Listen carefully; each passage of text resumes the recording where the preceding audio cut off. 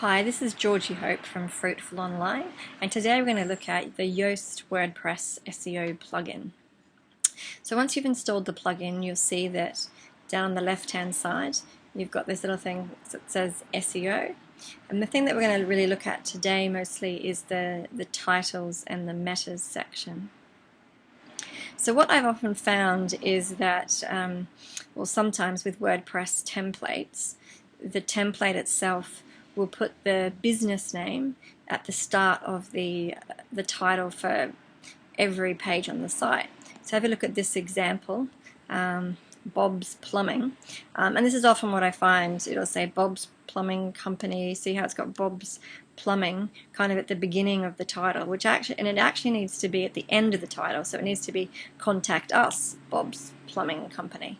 The only page that you might want to have that at the start of the title is really on the home page, maybe About page, but on all your other pages you don't, because you're telling Google therefore that the most important word for every page of your site is your business name, and you're really only giving yourself your opportunity to rank for your business name. So if you tick this little button here, then it will rewrite the titles, and therefore it will put the business name at the end, or whatever you've called your site at the end.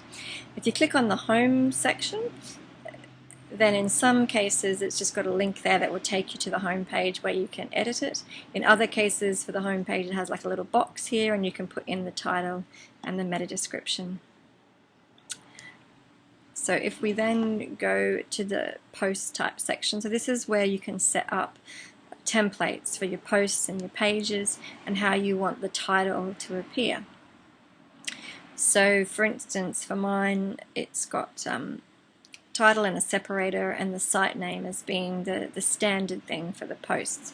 So if you want to find out, well, what do those mean, you can go to Help, and the title is the title of the post or page, and then the site name is the name of the site.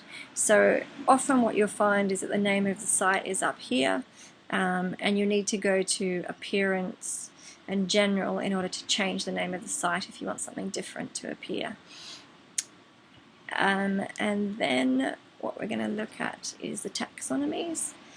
So for your categories, you can also set that up. So in this case, whatever my categories are called, will go there, and then I've got a standard thing that will come up, and for the tags. And often your template may have certain things, like mine's got portfolio categories that could potentially be used, and so that can vary from site to site. Okay, so let's have a look at what it actually looks like on your pages and posts. So this post is called Australian Business Directories List, and if you go down to the bottom, you'll see where it's got WordPress SEO by Yoast. And in the focus keyword, I've put Australian Business Directories. So what I'm doing with that is that I'm telling Yoast plugin that that's my keyword for the page. I'm not telling Google. We don't really put meta keywords in anymore. Most of the search engines have said that they don't really take any notice of those. You can use tags instead if you want to put in specific keywords for the page if it's a blog post. But this is just telling the Yoast plugin what the keyword is for the page. So you don't want to put multiple ones in there, just one. And so then it tells me that yes, my keyword Australian Business Directories is in the article heading, in the page title, in the URL, in the content, and in the meta description. So this is my SEO title and my meta description. And so if you scroll up to the top, you'll see that I've got a nice green circle for my SEO. However, if I didn't have a green circle, if I had a different color, then I can check that. And it basically just takes me to the page analysis section. And it's telling me if I wanted to make it even better, I could put an image on the page. I could use my keyword in an H2 heading. I might want to increase the keyword density. So it gives me all different options for how I can increase the SEO for that. And then I can have a look in the advanced section. And it gives you the option, if you wanted to not allow Google to index this page. And it also gives you the option to create a canonical link or to redirect a page to a different page on your website if it's an old page that you don't want to use anymore. Okay, so one of the other things that we saw before in the taxonomies is that you can actually edit the categories.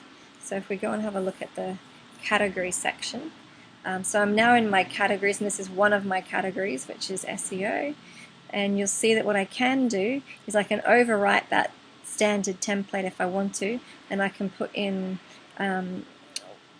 a specific SEO title for my category, and also a specific description for that category.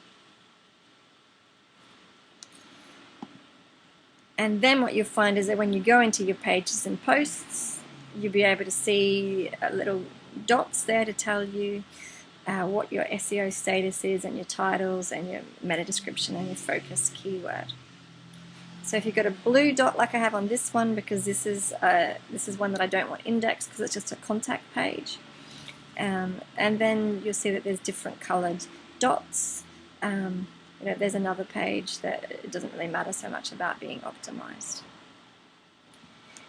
So hopefully that gives you a really good sort of overview of how to use the plugin. Do make some comments below if you've got any questions about that. You can click on my website, click on the link on this video to go through to my website to find out more information, see some more blog posts to do with SEO and other WordPress plugins and that kind of thing. And otherwise, if you like this channel, then you'll also get sent, or I think you get emailed whenever there's a new video that comes up.